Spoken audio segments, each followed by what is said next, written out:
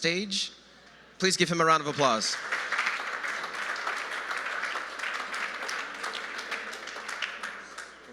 Thanks, everybody. This is pixelated, so we're going to do as good as we can with this. My name's Lovell Walker. I'm the head of esports at MGM Resorts International, based in Las Vegas. So I made the trip out here to speak to you guys about some of the stuff that we're doing around esports and gaming. As a non-endemic, there's a completely different strategy when it comes to gaming and esports. Just want to give you guys a little bit of perspective of what I'm working on, and I truly believe that there's a lot of people in this room that could actually help us bring these things to fruition. And really, it's just an education on what we've done, where we are, and where we're going. So, without further ado, a little introduction to who MGM is. A lot of people know the brand MGM Grand, and they correlate the two together. It's actually an extremely large company. There's a few stats here at the bottom that are difficult to read, but I'll give you the ones that are truly important. We have 30 different properties globally. 2 are in China, 1 in Cotai, 1 in Macau. We have some regional properties, but what we're really known for are our properties on the Strip. That's Bellagio, that's Aria, that's MGM Grand, that's Luxor, that's Caliber. What's really critical to know out of the stats here that's relevant to this audience is we have 30,000 slot machines amongst all of our properties.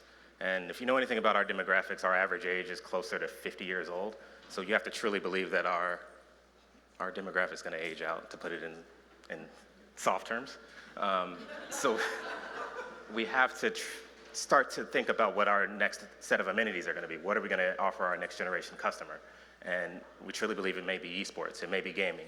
And how do we integrate those things into our portfolio naturally where it actually makes sense and we can actually make some justifiable means with those new activations? So the way I think about where we're going with our strategy, I always think about it in questions. So how do we play in this space today? There's a few ways that you can look at it. There's a giant scale. One is a passive participant and one is a contributor. So look at our brand. As a non-endemic, most of the brands play as a sponsor. They attach their logo to it, but the esports entity does all the work. They do all the programming, they run a show, they do all the creative work, they run the event when it's time to run the event. The sponsor sits in the background and just supports. That's a passive participant. And we, without a doubt, live in that passive participant space as a host of all of these events. So we'll bring it in. Let's just use a Fortnite event, for instance. They would come in to T-Mobile, we would hand them a set of keys, we would get our check, and then we fall back. That's our way of contributing to the event. That's our piece of the value chain, which is okay. That's a really good business for us. But do we want to get closer to that contributor role? That's the major question. There's a middle piece that I truly believe exists where there's amplifying. So you get a little bit closer to being a contributor. You start to get more involved with the creative process. You get more involved with the run of show. You start to contribute in ways that aren't me giving you a set of keys and then falling back. We're starting to get more into this and less into just pure hosting. The last is being a driver. So us as a non-endemic, what are ways that we can really come into this space and start to drive an initiative that belongs to us, that's clearly messaged with MGM Resorts, sort of programming. We're starting to get really close to that, and I'm going to give you some behind the curtain type of ideas around what we're doing there. But first, to the hosting and what we've done in this space, there is a ton of different brands that we've worked with, done at different publishers. The most important is the HyperX Esports Arena. This is a space that took over a nightclub that we had at the Luxor. 30,000 square feet, it was LAX, gutted it, and we gave it to our partners, Allied Esports, and they've built out a one-of-a-kind esports arena. I put it under the guise of hosting because they do all of the programming, all of that is through them and their activations. We work with them closely on a lot of that, but it belongs to them, and they're doing a great job of growing their product, getting their brand out, and we support them thoroughly. Everything else that you see surrounding that is stuff that we do through our activation. So be it T-Mobile Arena, be it Mandalay Bay, be it MGM Grand, be it National Harbor, we've activated esports in a multitude of ways, and we continue to do so. Like I said, this is a great business for us, so we'll always be doing this. But I look at this business and our opportunity here, and I truly believe that there's a much bigger piece of the pie if we start to engage in a different way. So when I think about that, I think about how can we amplify. So this is something that we did at the beginning of the month. It's with Grand Pooh Bear. I'm not sure if you guys recognize who that name is. He's a mid-tier streamer. His average viewership is about 1,000 on Twitch. But we brought him in, we put him in one of our bars, we partnered with Red Bull, and we actually took his stream and we put it in a live environment where everybody can engage with it. So his claim to fame is speed runs. So he can beat Mario faster than everybody in this room twice, maybe 3 times. He's unbelievable. In fact, they have to make the games harder for him to beat because he's so good at the games. I have actually a little bit of a demonstration of what that looks like. We took his stream and we actually amplified just about everything about it. So this is him in the corner. You can see that our branding's in there. We actually were involved in just about every piece of the creative of this entire activation. We were on the phone with him just about every day, what the programming should be, what the menu is even gonna be.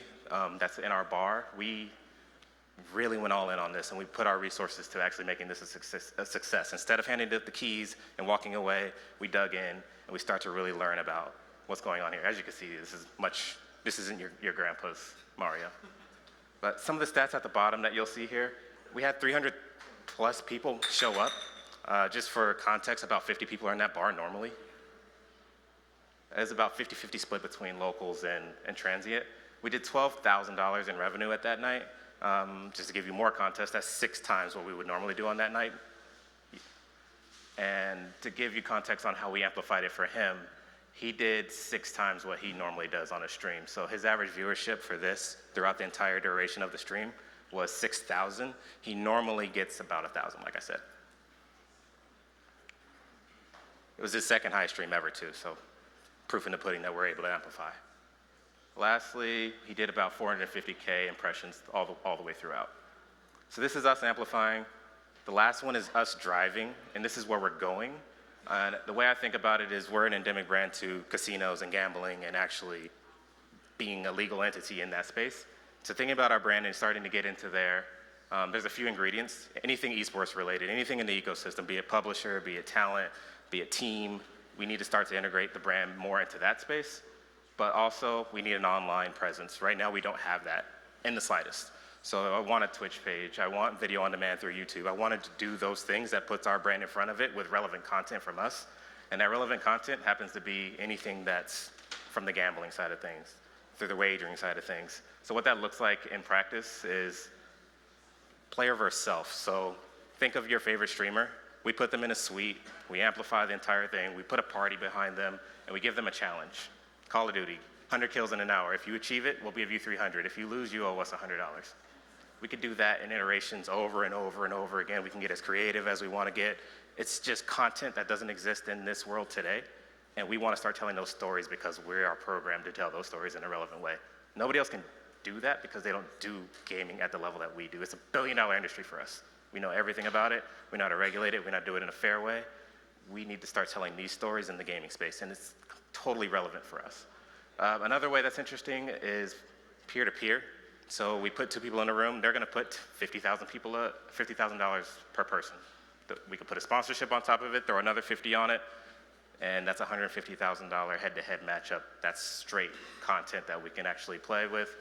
And then the last one is the most intriguing, but probably the hardest, is the player versus the public, which people bet into it through legal means, through our apps, through the sportsbook itself.